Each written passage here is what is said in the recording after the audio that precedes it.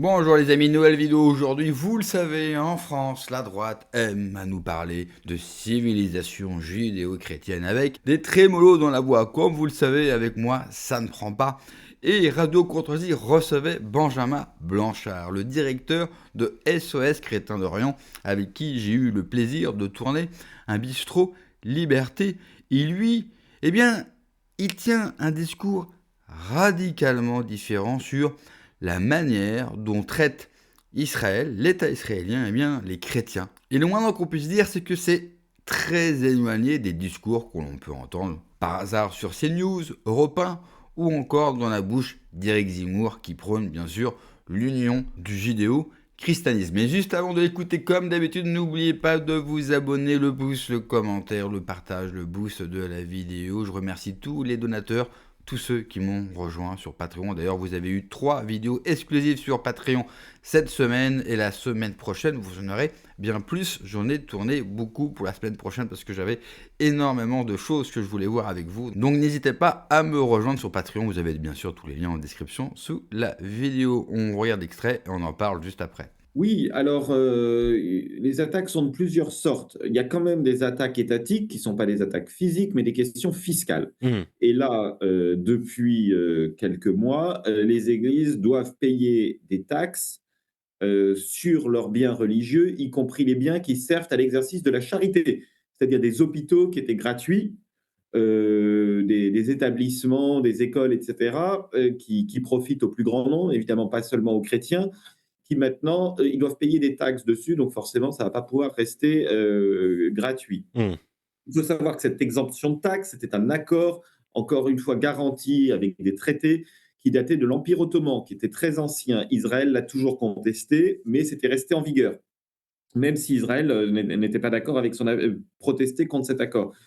Là, depuis quelques années, sous la coalition actuelle au pouvoir, ils ont finalement forcé les églises à payer des impôts et donc ont remis en cause ce statu quo, cet accord. Il faut savoir que systématiquement, de toute façon, le gouvernement israélien conteste les accords qui régissaient les lieux saints, qui étaient là avant, qui préexistaient à l'État d'Israël. Ensuite, les attaques donc plus physiques, Mmh. on va dire, c'est effectivement le cas le fait de population. Évidemment, il ne faut pas englober toute la population israélienne là-dedans. Il s'agit d'individus extrémistes. Donc, je ne généralise pas, hein, Oui. entendons-nous bien. Et effectivement, alors ça va de choses, vous allez me dire, c'est un peu anecdotique, parce que je vais dire, ah oui, non, mais des crachats sur des religieuses, ah ben c'est pas grave, hein, c'est quand même, il faut mieux se prendre un crachat qu'une bombe. Certes, mais c'est quand même pas très agréable. Ça va de perturbations dans les églises, de cris, etc. Mais ça, c'est à Jérusalem. Mais en Cisjordanie, on est quand même à un stade au-dessus. On est vraiment à des attaques physiques par les colons ou par des colons contre les populations, y compris contre le village de Taïbé, qui est le seul village entièrement chrétien. Mmh. Donc là, il n'y a même pas l'excuse qu'il y ait des Palestiniens musulmans, mais après tout, les Palestiniens musulmans ont aussi le droit de vivre sur leur terre, mais bon, ça semble quelque chose d'extravagant que de dire ça. Mais donc, y compris Taïbé, où il n'y a pas le prétexte que ce soit des musulmans, ce sont entièrement des chrétiens, les villages font face à un harcèlement des colons qui vont jusqu'à crever les réserves d'eau, les réservoirs d'eau qui permettent d'alimenter en eau le bétail. Oui. Donc, non, c'est pour les Je chasser. je Pour les précise chasser, je on prend de la précise place. d'ailleurs Et ça, petit c'est appuyé par le gouvernement israélien, hein, il y a un ministère des colonies, etc. Et c'est tout à fait affiché qu'il faille augmenter la colonisation. je précise toute petite incise que je crois que cette semaine sort dans le JDD un reportage précisément à ce sujet, au sujet des chrétiens de Cisjordanie. Reportage, assez, courageux, je crois, de ce que j'ai pu en voir, signé, Geoffroy Antoine. Mais, Et d'ailleurs, Alexandre de oui, Galzin, à propos des colonies, je veux mentionner que le ministre des colonies, c'est Madame Ori Strock, donc oui. en Israël, qui est membre, qui a été membre, alors je ne sais pas actuellement, elle est soit membre de Foyer Juif, soit maintenant je crois qu'elle est membre du parti sioniste religieux, donc le Mmh. fameux parti de Monsieur Bezalel Smotrich, le ministre des Finances. Donc, c'est un des deux partis les plus radicaux d'Israël, avec Force juive de M. Ben-Gvir, le ministre de la Sécurité intérieure, dont nous parlions tout à l'heure. Donc, le ministère des colonies est aux mains de quelqu'un qui est extrêmement radical, qui veut occuper non seulement toute la Cisjordanie et coloniser toute la Cisjordanie, mais pas seulement, hein, aller plus loin. Mais alors, ce qui est d'ailleurs intéressant, entre guillemets, c'est qu'on voit que même au sein d'Israël, au sein des divers partis qui composent ce pays, on a de plus en plus de voix qui commencent à dire que bah, ça devient un petit peu compliqué. Je pense notamment au chef de Tsahal, dont le nom m'échappe là tout de suite, mais qui disait que, eh bien, en fait, on faisait face à une forme de déficit de recrues justement au vu du nombre de fronts qui sont ouverts et que effectivement peut-être qu'au bout d'un moment eh bien la guerre il ne pourrait pas maintenir un état de guerre permanent et je pense également à un autre haut responsable israélien dont le nom m'échappe, mais j'en discutais hier justement, qui disait que sur la situation cisjordanienne, il commençait à être... non, je crois que voilà, c'est l'ambassadeur d'Israël aux États-Unis qui commençait à expliquer que eh bien, la situation cisjordanienne les effrayait un petit peu parce que cette extrême droite religieuse israélienne laissait les colons faire s'installer quelque part sans contrôle, mais ils avaient peur que finalement ces colons deviennent tout à fait hors de contrôle et réalisent même potentiellement des massacres ou alors des destructions dans ces pays-là. Est-ce que c'est un vrai risque justement que les chrétiens, mais même les cisjordaniens, finalement soient rayés de la carte d'ici quelques années, justement parce qu'on aurait laissé les colons faire?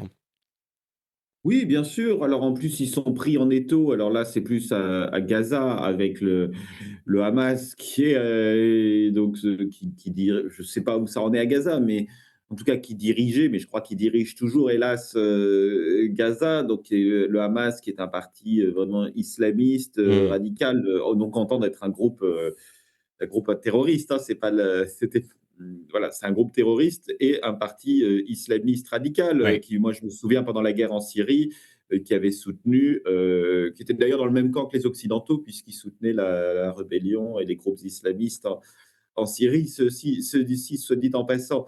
Donc les chrétiens se retrouvent pris entre ça et de l'autre côté, ces partis extrémistes israéliens qui veulent, qui en fait pour qui seuls les Juifs ont le droit d'être présents en Israël, en fait. C'est ça, hein, les propos sont assez clairs et qu'on ne dise pas que ce sont des vues de l'esprit de Benjamin Blanchard, etc.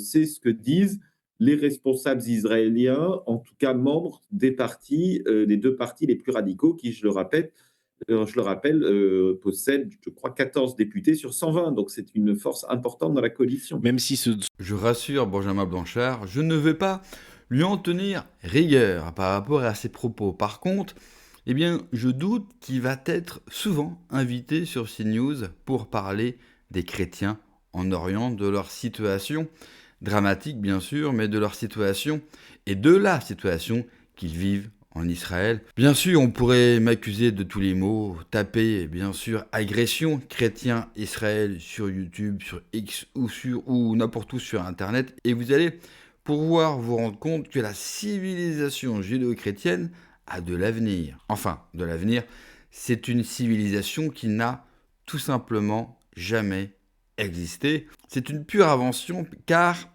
ils ont besoin de notre aide, tout simplement parce qu'ils sont minoritaires.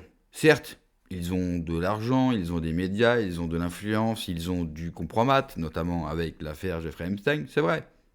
Mais ils n'ont pas le nombre. Et si un jour les gens, eh bien, s'apercevraient de cette supercherie, des problèmes, peut-être que la roue pourrait tourner. Et ça serait, sincèrement, une mauvaise nouvelle.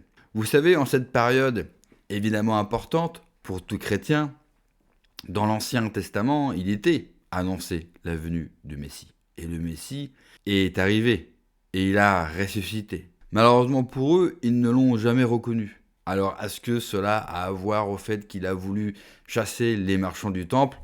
C'est une pente, bien sûr, que je ne vais pas arpenter. Mais pour revenir au témoignage et pour être plus sérieux, même si bien sûr les propos que j'ai pu tenir avant l'étaient bien sûr, on voit qu'il y a clairement une guerre religieuse qui n'est pas menée au final contre les musulmans, hein. Elle est clairement menée envers les chrétiens.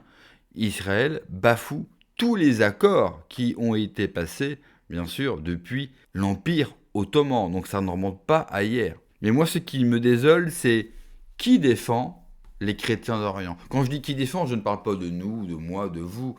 Je ne parle même pas, bien sûr, de SOS chrétiens d'Orient, mais je parle plutôt de pays, de nations. La France, fille aînée de l'Église, devrait prendre part. Nos soldats devraient être au Liban, au sud Liban, pour protéger les chrétiens et empêcher l'armée israélienne d'avancer et de coloniser bien sûr les terres du sud Liban.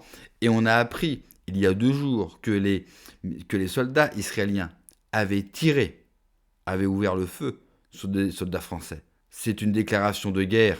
Et il devrait y avoir des représailles, bien sûr, de la France pour calmer le jeu et faire comprendre à Israël qu'ils ne sont pas omnipotents et qu'ils ne sont pas les plus puissants non plus. La France a un mot à dire dans cette région du monde, parce que fille aînée de l'Église, parce qu'elle doit se montrer la protectrice des chrétiens en Orient et rappeler à tout le monde que si chrétiens sont attaqués, eh bien nous allons y répondre par la force si nécessaire. Malheureusement, nous sommes dirigés par un président satanique, adorateur de Satan. Nous sommes dirigés et nous avons un régime politique qui s'appelle la République façonnée par la franc-maçonnerie. Alors je ne suis pas étonné bien sûr que la France ne se lève pas pour protéger les chrétiens en Orient. J'espère que ça sera le cas un jour. Peut-être que ce rôle-là sera tenu malheureusement par un autre pays quand on voit que les chrétiens sont en passe d'être majoritaires. Bien sûr, aux États-Unis, peut-être que ça sera eux, peut-être qu'avec un J.D. Vance, futur président, peut-être que lui prendra cette responsabilité, bien sûr, de protéger les chrétiens en Orient qui aujourd'hui sont menacés de toutes parts. Et pour ceux qui pensent que c'est un problème lointain, un problème qui ne nous concerne pas, et je peux les comprendre parce qu'on en a tellement à régler déjà chez nous. Je rappellerai à tout le monde que cette terre d'Orient, avant d'être musulmane, avant d'être juive, c'est le berceau de la chrétienté. Et donc, indirectement et de facto, eh bien, les berceaux de notre identité chrétienne, et on le voit aujourd'hui avec la France. Un pays, une nation qui n'est pas capable de protéger son identité est tout simplement destiné à mourir. Merci d'avoir regardé la vidéo les amis, n'oubliez pas comme d'habitude de vous abonner, le pouce, le commentaire, le partage, le boost de la vidéo. Prenez soin de vous, que Dieu vous protège. Allez, ciao.